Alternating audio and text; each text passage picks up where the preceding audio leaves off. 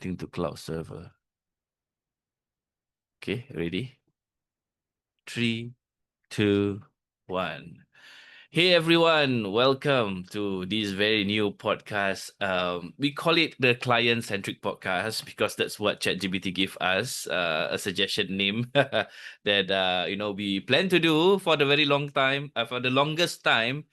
Me and Amin want to value add our community through insightful nuggets, nuggets, it's not nuggets from golden nuggets, yeah, it's from us as marketing agency owners trying to share our experience, our piece, and on topics that probably you can learn from. So I mean, brother, how are you, brother? I'm good. I'm good. Just with injured finger. What happened, bro? I mean, share with me, I mean, from A to Z, what really happened with your finger? So basically during the Hari Raya, right? So I was trying to make biryani. Yes, yes, I Make can cook. biryani. Yes, I can cook biryani. Right. So while cutting the onions, I was using this new knife from WMF. It was really, really sharp. Right. I was Okay. looking around in how I cut because you are supposed to cut, slowly like this, right? Up and down, up and down. I was like that. So I was playing around, Alamak. yeah, till like the one moment that I accidentally basically I sliced off my index finger, the front part of the nail and part of the flesh. Eesh. Is Yeah, it at first deep? I thought it was nothing because you couldn't see because it was just blood, right? You couldn't see it. So I just put it under running tap water. Then after 5 minutes, my whole sink got bloody. It didn't stop. The blood didn't stop. Right? So after that because it was holiday, so it's like which clinic was open. So I went to the nearest clinic, it was closed. Then I went to Mm, the clinic. They tell me, "Oh, we can't do it here because it seems like you need stitches. Then you have right. to here right now." So I went to A&E. So all the way inside the car, right? I was having a towel wrapped around my finger. Then by the time I hit A&E and NUH, How long you wait? Did wasn't you long wait? because I was they put me in priority because I was active bleeding. So when I opened the towel, the whole towel was blood everywhere, Eesh. right? Yeah, so they had to quickly go and help me dress, right? And it was painful lah because when I meet the A&E doctors, they had to clean the wound because they had to see what kind of wound it was, Mm. right? Because they cannot just take my word for it, right? So I told them probably the nail and part of the flesh, but they couldn't see it. It was really painful because they had to squirt, they had to see, they had to squirt, they had to see, they had to patch, patch, patch, patch, patch. And because it was an open wound, so when you touch it, it's very painful. Oh. Yeah. So So tomorrow you, I'm going to meet the specialist to go and see this. wait, is there any stitches? No stitches because it's the nail and the flesh, so there's no like or open wound that is sideways, so there's no stitches needed. So you just put plaster lah to So they kind just of put like they call it bullet dressing gauze, lah, or pressured. dressing. Yeah, but the thing is, this is the second one. The first one was the one I showed you, the bandage right all around my hand. The funny thing Rabak, was yeah. 10 minutes 10 minutes after I left the hospital when going back, because I was just talking and talking, right? So when I was nearby my phone, I was like, why does it feel wet? So my whole hand was in blood. So it Ah, didn't stop. Yeah. So when I went to the man. first wound dressing at the clinic, right? When they opened up the bandage, it was soaked in blood. Alamak. Do you feel giddy? Macam, Yeah, you feel a when bit it's giddy now because there's a lot of blood, right? Yeah, blood, because this yeah, is you lose a lot of blood, the man. nerve endings. Your finger and the tips are your nerve endings. Yeah. You feel the most. Oh, man. That's why I'm not looking forward to tomorrow. Why? Oh, tomorrow is the checkup lah. They have to check out, But they have to open up. man, take care of yourself, bro. I mean, these are the things which we need to use long lah. They call it in Malay, Yeah, call now it I can't pakai type. lama I lah. can't type using this Uh, finger. yeah, we do.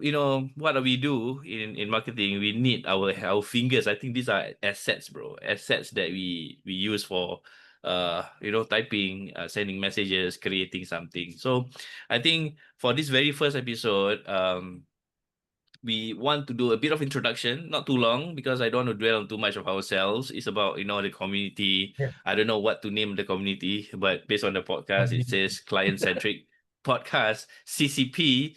Uh, we can call it that at the moment until we get a really nice, proper name.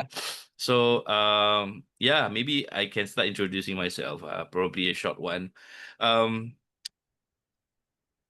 where do I start?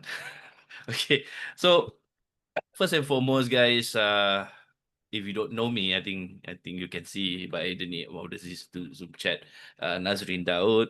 I've actually run a web agency. I started as a web agency before offering SEO.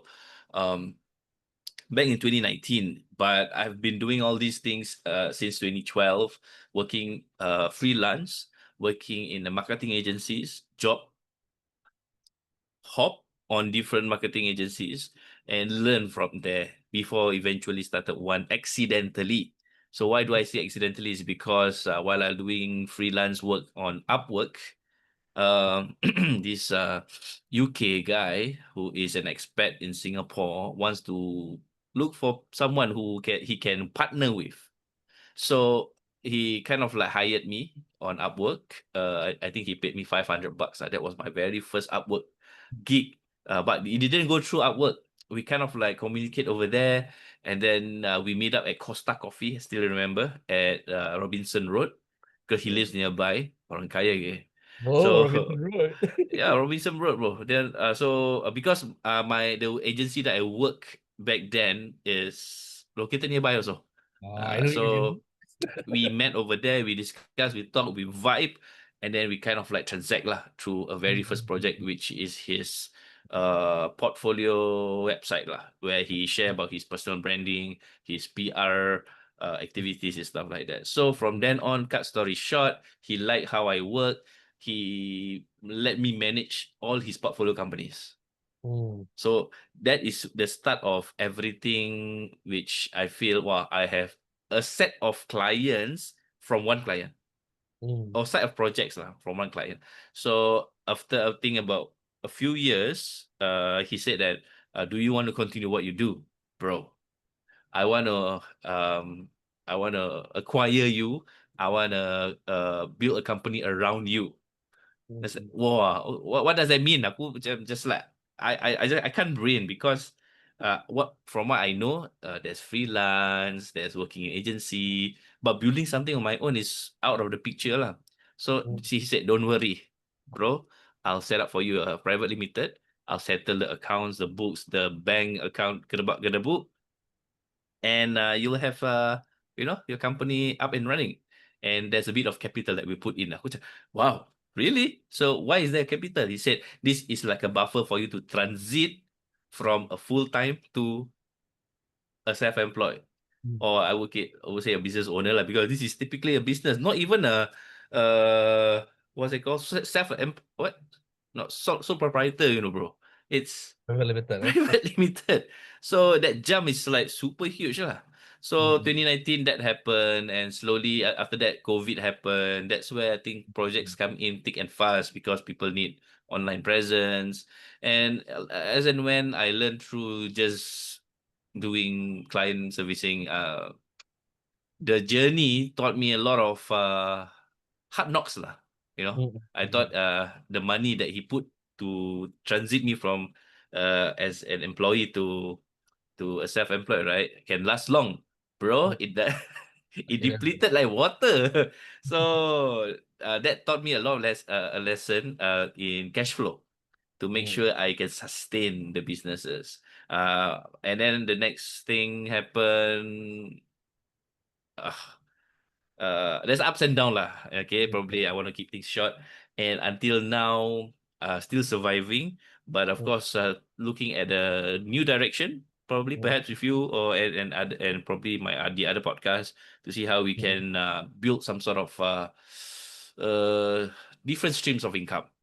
mm, And yeah, I hope to share this in this podcast with mm, you to make sure our audience can learn from our experience lah. So I think that's probably it. If you guys want to know more, you can check out my own website, nazreendaud.com or ropepress.com or mulakan.com. All the links will be shared in uh, the description below. So I mean, how about you, bro? Let me know your beginning from the moment okay, you okay. turned yourself employed.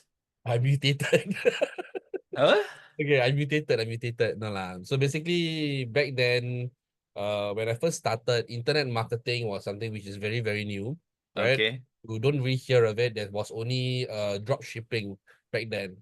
That was the first time I heard about the term funnels and all of that. And in Singapore, there wasn't any gurus per se.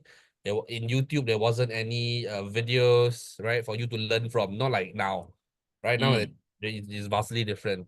Right. So back then, when I first started, is transiting to either study or to do your own thing. Right. It wasn't easy. It wasn't easy, it's a decision to make. Right. But when I was Mm-hmm. thinking about it at a fuller picture, it was if I would have waited 3 to 4 years, the landscape would be different, right?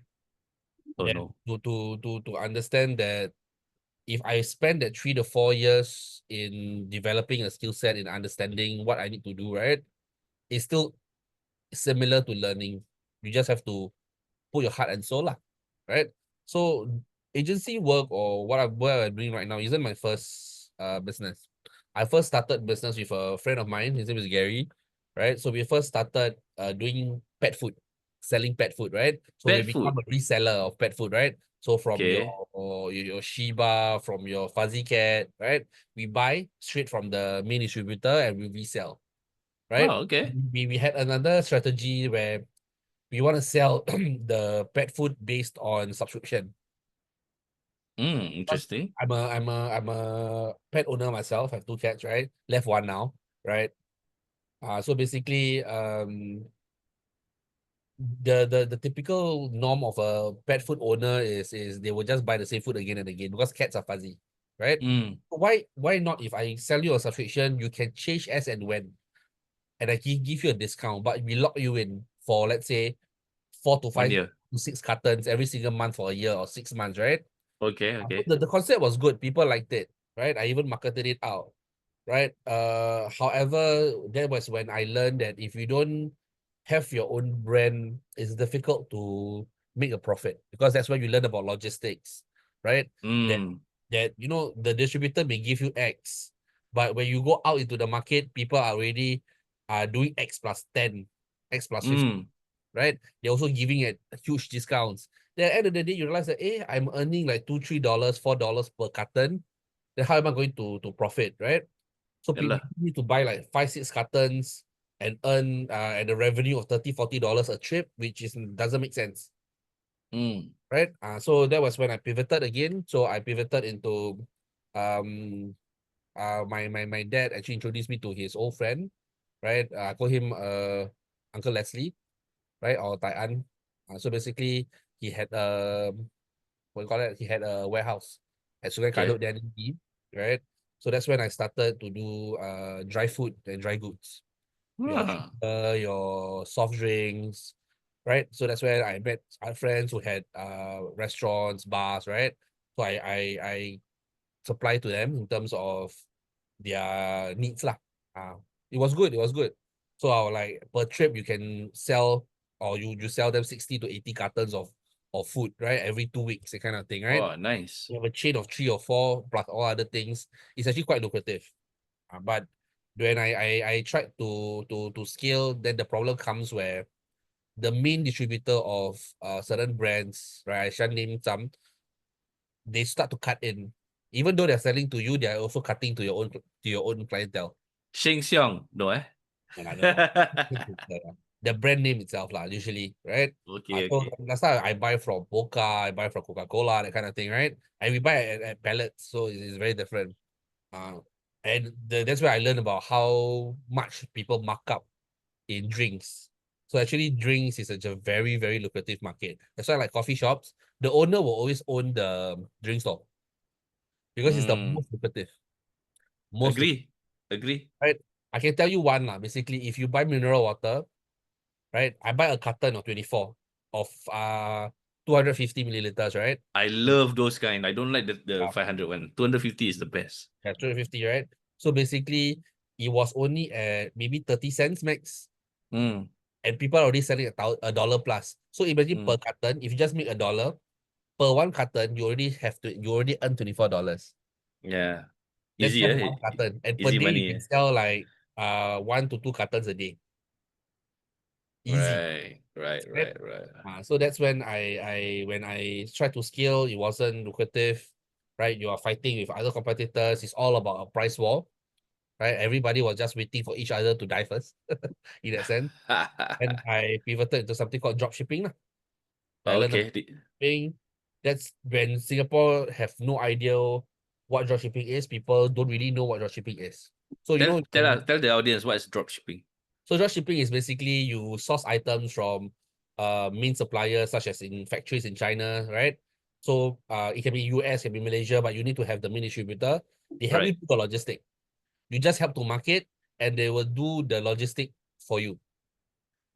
So it's called drop shipping. So you just do the marketing for them, you just get the audience for them, get people buying from you, and any of the transaction that is logistic, you pass to them, right? So there is a price on the what you call this? Uh, what you call that lah? The travel price lah, right? Mm. China Mm. to Singapore, that kind of thing. Then back then it was okay because it was 2 weeks. People can accept 2 weeks. Nowadays, 2 weeks, 3 weeks don't really fly by most people, right? So they, Amazon is next day or even just a week, right? So drop shipping is something that I did. So I sold what you call this, fidget spinners before even fidget spinners happened in Singapore. I sold something called fidget cube, right? And my most lucrative product was actually this hoodie that you can put your pets inside the we call it hole. And Right, right. I think I saw before. Yeah. we call it mew hoodie or something lah, right? So I sold that to UK. So back then when I was doing ads, it was called on Facebook, it was called Power Editor. So for Ah, anybody that's seeing this, right? Anybody that's seeing this, if you know what Power Editor is back then, ah, that's how that's long ago yours, huh? yeah, right now it's called Right, right, all right, right. right. Back then it was called Power Editor back then. It was so cheap last time. Mm. So that was good because back then when I still remember Shopify wasn't even listed back then when I first started. Ah. Yeah.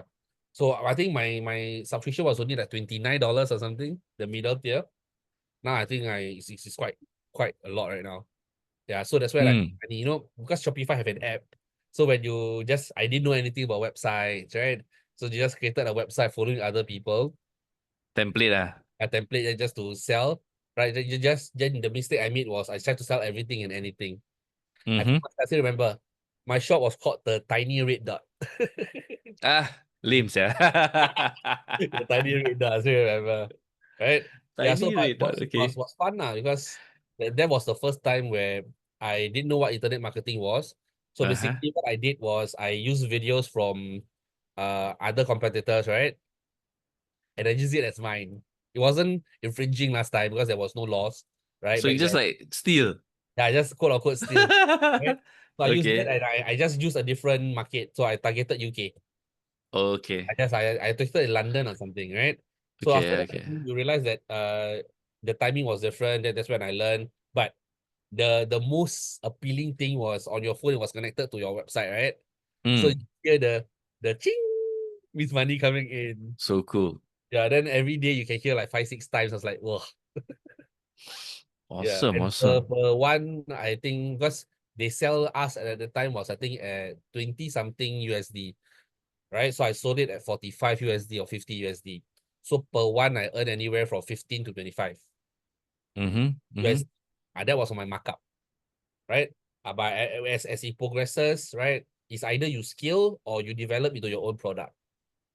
Then I Okay. realized that you had to have a lot of capital in order for you to, source a factory, brand it on your own, right? Mm. Take the risk of importing the goods, right? After that, selling it on your own. Then I Right. realized that I needed a more sustainable approach, right? So I saw like, so what's next in terms of drop shipping, right? Because you need to keep testing products, which is something that I hated to do. Exactly. Yeah, then The I winning wasn't, product, they call it, right? yeah, correct. Then I wasn't good in creative. I wasn't the most creative guy. Back then, Canva was basic. Yeah. Canva was so Very, basic back then. very plain, Yeah, not much right. Then function. you don't have a lot of resources to use, right? Yeah. So how was I going to move forward? So I pivoted into the internet marketing of things, lah. Right. So the Ah, marketing on how to market. So I see it as a long-term solution in terms of skill set. because everybody needed to know how to market. It wasn't as simple as, oh, I like this, I put money into it, and people will buy. No, there's a lot of things involved from the video creative, from the copy, right? From to whom you sell, understanding what they want, what they need, right? Upselling, downselling, those kind of things, which was Yeah. a first time for me back then. Now, Right. fast forward, right? So after I learned on my own, there wasn't any courses then. After that, over time, there are started to have courses. So I started to get those into master classes for the money that I made, right? So I ventured into Google Ads, Facebook, or back then, right? Facebook Meta, then now SEO and all of that, right? So that's when I pick up my skill.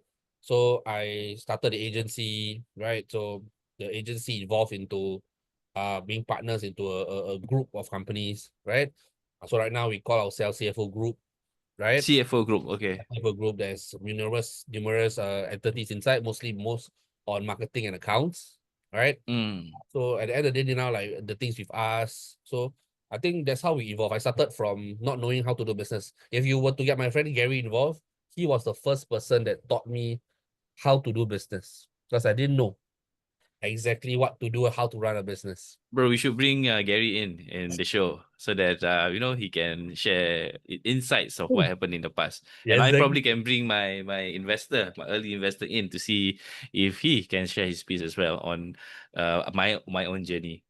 Exactly. So yeah, probably continue the last bits of Uh, how you started the agency and so stuff. basically, how I started the agency was also by accident, right? So I had Okay. a prior partnership before that, then didn't work out. So after that, I became a freelancer again, sole prop, right? Then I started to learn about sales skills, right? I joined courses on sales, Mm-hmm. right? After that, the friends I made in sales, it's a sales course, invited me to a network group called BNI, right? Yeah, BNI. that's where I learned about BNI, and I'm still in BNI for the past, I think, 6, 7 years right now, right? Yeah, so I Nice. started again. So I met my present partner in BNI 5, 6 years ago, right? It started off from just a normal work, right? So I didn't know much of what I was doing, so there was a lot of working things out. You know, you have some knowledge, but the knowledge is limited in some sense. Right. You only can charge of what you're worth, or you feel that you're worth, right? So Right. that's I start to upgrade and all that lah. Yeah, so presently CFO group, that kind of thing. So that's what I'm currently doing right now. Awesome. Okay, cool. So I think every episode, of course, we spend some time introducing ourselves. And there's always a learning lesson behind what we want to talk about in each episode. And we I mean, in this very first episode, I thought of discussing about this topic, right? Hmm. You are someone who do ads almost daily. I'm not. I'm gonna be honest. I'm not an ads guy. That's why I think we can, evaluate each other in our Hmm. expertise. So, what I want to talk about today is, if we run ads Hmm. somewhere on Meta, somewhere on TikTok, somewhere on Google, for only these three places lah. Other places, I don't know. For LinkedIn, I don't know. I don't run ads on LinkedIn, but in general, for play, ads, right? People usually, associate with conversion. They Hmm. immediately think if you run ads, you will get conversion or you will get something in return. And they always talk about ROI, ROI, ROI. Hmm. Hmm. But Hmm. whole, I mean, if you think about the worst case scenario, they don't get anything. Why? Why don't ads work? Is Hmm. it because the ads is not talking to the customers correctly, or is it something on the back end? So maybe we Hmm. can spill out a bit over the reasons why ads don't work. Okay. Your experience, please. Okay, so basically for me, when clients say the ad doesn't work, so there's a lot of variables that is involved, from the creative, from the follow-up, from a lot of different angles that you can take. So for me, usually when ads don't work, right, it's Mm, usually because they don't understand, one, the target audience, right? So when you have your target audience, you need to understand the desires that they have, the problems that they have, the self-belief that they have. right? The struggles, right? The emotions that goes around through it. Why are they not getting what they are getting? What are they trying to achieve? Why are they still not getting there, right? You have to understand the mindset first. Only Mm. then can you write a copy that relates to it, right? So for me, I always share with my team and my clients, right? We have to understand something called the REISS human needs, REISS human needs, right? So that's what most humans want and need in terms of in the social standing, right? So to put it simply, right, you always want this. As a human, you always want these three things: health, wealth, and relationship, right? So Yeah. human needs becomes the deeper analyze of what those are, right? Mm. So once you know how to relate to people, how to talk in a language that they understand, right? You talk to them in a scenario that they are presently facing. So I always tell clients Right. this way: from the moment they wake up to the moment they sleep, where does the problem trigger? Where does the solution come in? Where and when, right? So if they are not taking up the solutions, why? Right? There's a lot of devil's advocate that we need to play. There's a lot of understanding of psychology that goes around marketing that most people actually forget. That's what Marketing people don't is know. psychology itself, right? Right. Yeah. So Yeah. when ads don't work, is it what you say, right? Or is it how you say it? It's a both. You need to have tick boxes on both. How you say and what you say. So for me, Mm. I always an advocate of knowing what to say first before you go into the creative angle of how to say it, right? So that's Mm. the first that we have to take care in terms of variables. Second, you have to understand in terms of creative, is it something which is one entertaining? Because in a world where every Tom, Dick, and Harry can pick up the phone and record a video, right?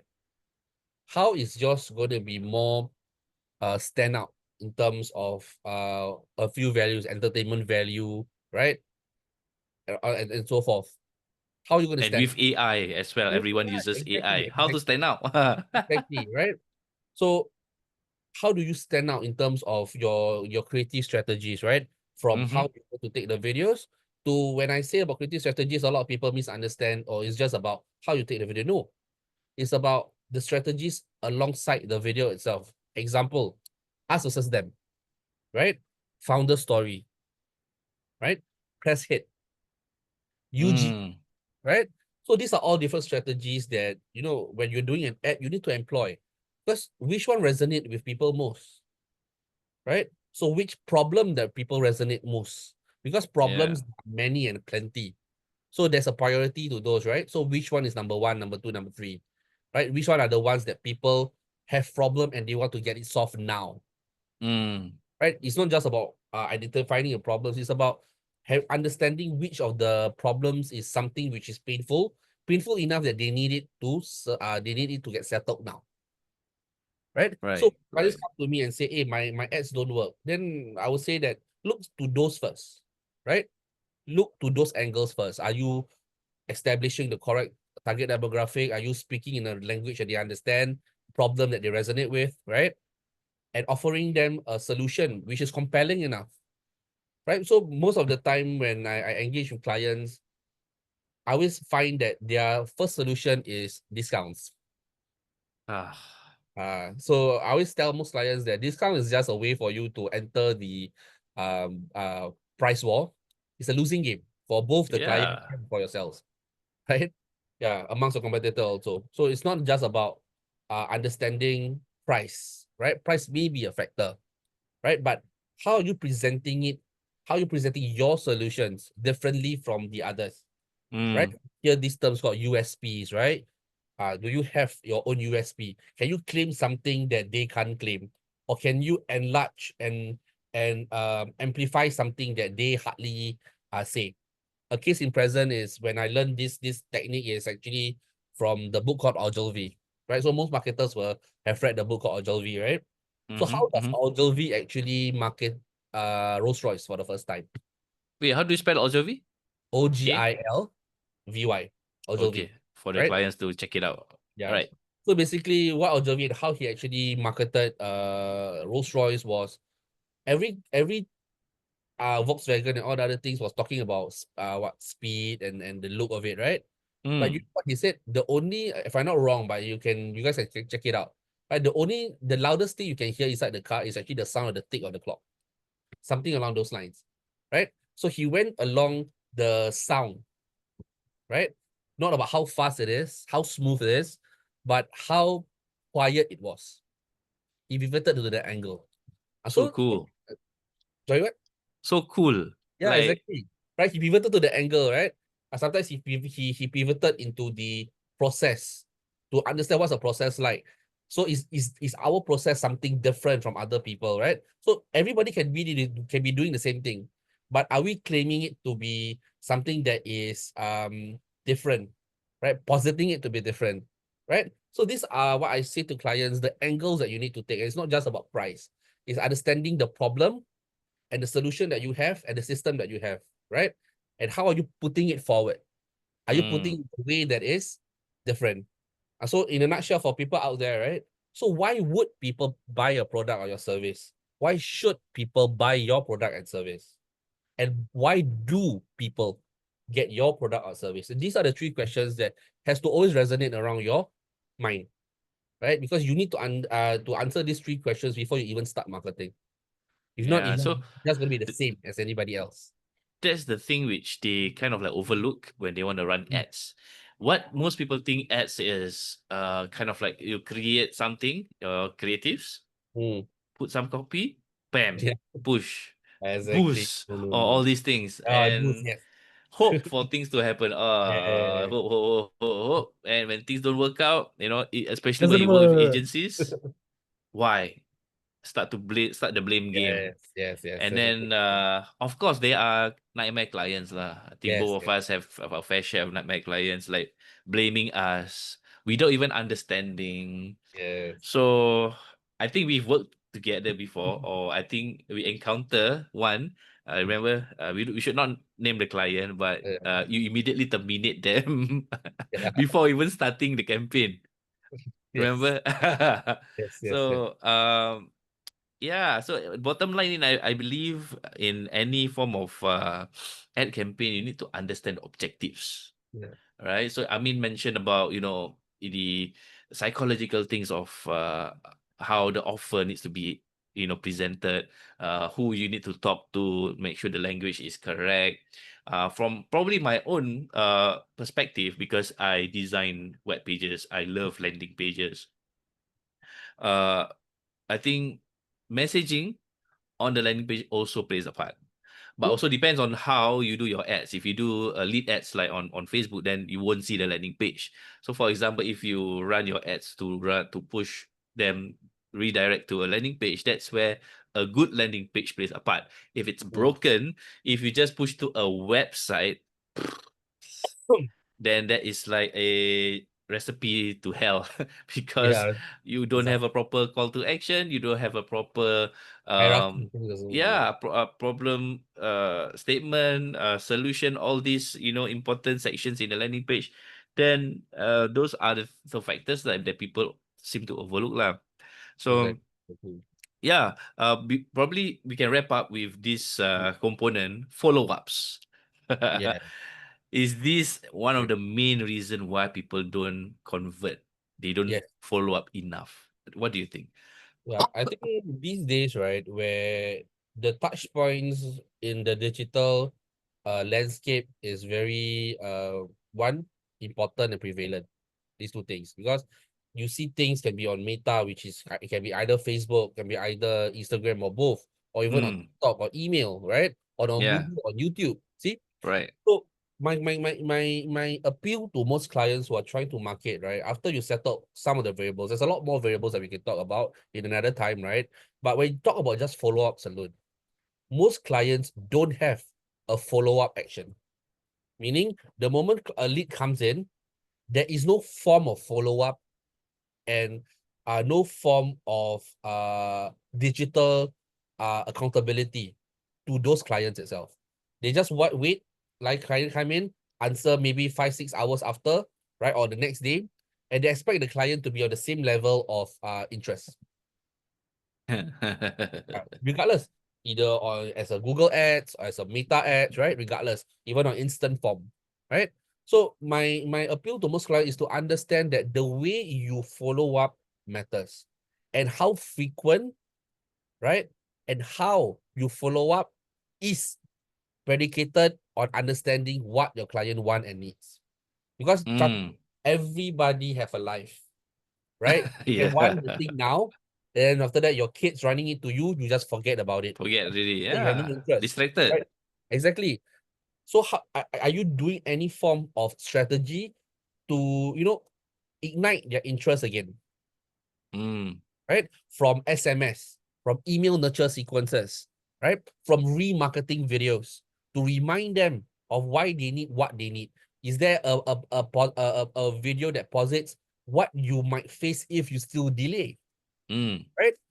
So all these are activities that, as a business owner and the marketing agency or marketer, right, have to actually delve in, right? Because if there's no form of follow-up, then there is no what you call this, there's no need for that lead to talk to you again. Unless your offer is so good that they want it Immediately, yeah. immediately. Else, if you Mm. are lead generation, professional services, you are competing in a space where you have other competitors who are also doing ads. Yeah, So if you exactly. forget them, then they see another ad that they may appeal to and they are faster in engaging, They jump ship. they jump ship, right? And at the So same time, sad. it's not just about follow up, it's about, I would say this, the number of times that a client or a prospect, I won't say client, I would say prospects, see you matters. So if they see you one time versus they've seen another company 10 times, it's a different vibe. Mm. It's a different level of trust. So I say How this to, many times should they see us? so online right now, they will say anywhere from 15 to 17 times. Oh, that's a A lot, lot, right? man. Yeah, a lot. Because they say sales, you need to maybe see the thing 6 to 7 times before someone take action, right? But on digital, in addition to whatever you've learned, is 15 to 17 times. So seeing on Meetup, seeing on Instagram, seeing on email, right? A few times, right? After that, seeing the remarketing videos, seeing your remarketing videos on Google. That adds it up, right? So these are things that people have to understand, that it's not just about having an ad and converting yes and no. Are you doing Mm. any awareness video? Are you Mm. introducing yourselves into the market, right? Just like I always tell clients this, if I'm someone that you don't know and I come up to your office right now and try to sell you my services, would you be turned off? They would all of them 100%. say yes. Then I'm saying, then why are you doing the same thing to your clients, to your prospects, Yeah, right? it's You don't true. even introduce yourself. You don't even offer them value, right? And you're trying to sell them something and convince them that they should buy from you. How? Right? So I say to people that you need to create familiarity. The most frequent thing that you hear is build a relationship around your clients, around your customers. This is actually what I'm trying to say, that in the digital space and landscape, you also need to build a relationship there, offering Yeah, them value, agree. right? Agree. Yeah. So when you tell me about follow-up, I will say most of the times I will say this to clients, right? Most of them, I would say 90% of them don't have a system. They Yeah, follow-up system. They don't even exactly. qualify clients. Right? They don't even qualify. Do you know that the lead that comes in, are they qualified to become your client? Because a business transaction is having yes on both sides. If it's only yes on your side and they cannot afford your services, will you say yes? The answer is no, right? Nobody wants to No live off. lah. Yeah, because at the end of the day, I don't know. Based on the clients I spoke with, right, and in a ad campaign consultation call, their focus is always on the front end, Yes. and then the follow up is like becoming secondary. They Yeah. don't put it as priority as the front end. Yes, So exactly. why? Why? I just wonder why is that the case? Why do they don't see the importance of follow up? I think because for most clients, right, I understand that as a marketer, we need to understand on both perspectives. You and I are business owners. We understand the need to move the needle to increase our revenue, right? Yeah, yeah, But while we are trying to increase the revenue that moves the needle, activities that moves the needle, we have to understand that the ingredients that play a part are the ingredients that need to play a part. Meaning, if you want to cook curry and you have the curry paste, will you still be a curry? No, right? Yeah. If you try to market and you try to do short bursts, yes, you try to do a good VSL video, UGC videos, follow-up videos, right? A small system will work to some level, but it will be short term. My question to most clients is, are you for short term or long term? Because it's a very different concept, right? Yeah. Most clients want a short burst. Then they say, at first very good, then after that now very bad. You cannot expect to sell the same thing using the same ads again and again. There will be ad fatigue, right? People are sick of looking through it. Then you are not providing any point of value. So that's why I always say to clients, always remember that selling comes in two forms: awareness and conversions. Both needs to do together, and awareness will fit into conversions. So what do I Mm. awareness? Awareness is introducing who you are, right? Your brand history, your brand Yeah. focus, right? Your brand mission, right? So after that, you add on with value adding in terms of inside the space that you're trying to sell to. What are the problems that people are most likely to face, right? What are the tips and tricks that you can help them with, right? Yeah. What are the things that you need them to know, right? That 10-15, which I call, or Ben Heath call it omnipresent marketing, Omnipresent. right? Yep. So Yep. awareness, omnipresent marketing, then your conversion ads, right? Then having a follow-up system, right? You need to have all these pieces, not just one of it, and pray that it works. Yeah. I think this is the Wow. biggest takeaway for business owners who are marketing, having agencies, or marketers who are newer, right? These are the things that I learned throughout my years in doing ads, right? All these have a weightage. You cannot do a proper successful campaign without dismissing any one of it. It's Agree. not going to work 100%. long term. All right, so I think that sums up today's episode. We don't want to dwell further. We can, if we want to, it can lead into a 36-hour podcast. So for this one, I think, yeah, I will conclude that, we can't simply just blame ads Yes. because of one thing. Mm. It has a lot of factors that it needs to be in the form of a discussion or a meeting to only solve it, how to work forward with whatever that we have discussed so far. So I hope you guys got a bit of insights of what we share, because from my point of view, like what Amin shared about systems, it's very important, especially having the system automate things for you. And a bit of a shameless plug, you can also check out Mulakan, a system that I created for all these things, for landing pages and for follow-ups on the back end. So you can check out the links below. Do you have any shameless plug, I mean, on your end before we end But I this? think for me and Nazreen works together hand in hand in a lot of other. Like for me, like I said, my agency is not a creative agency. So most of the time when it comes to landing pages and all sort of things, I always pass it to Nazreen. My technical skill set lies in paid ads, in Google ads, in Meta ads, right? In strategizing and creating that system, right? Right. But it depends on your means as a client, right? Where you are starting from, the budget that you have. Doesn't mean that you have to start with everything at once, but go in phases so that you can grow with it, right? So Yeah. shameless plug will be this. If you have any forms of queries that you want advice on, right? Click the links below, right? Have a sharing session with us. No obligations, right? Have just a sharing session with us. Then go out into the world out there, talk with other people, which I always recommend, right? And see Right. yourselves in terms of what we are saying. Is this something that makes more sense for you?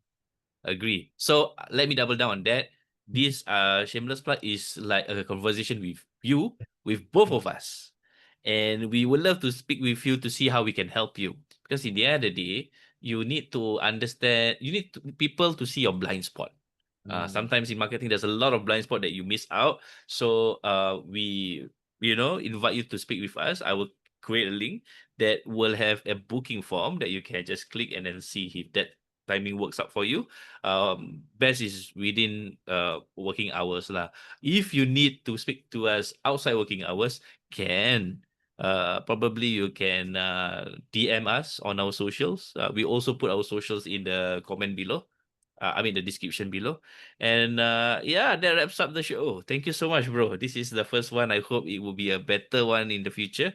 Can be an Let everlasting one that we invite even other marketers to give better insights for you as a client. Yeah. And moving forward, I plan to actually meet you physically. The reason why Mm. we do Zoom today is because of your hand. So hope you get better, bro. Make sure you put some ointment, plaster, minyak kuning, all these things to heal your hand because like I said, nak pakai lama. So with that, thank you so much guys for tuning in. I hope you get tons of takeaways from this episode. We'll see you on the next one. Remember to like and subscribe. Bye bye. Bye. Cantik.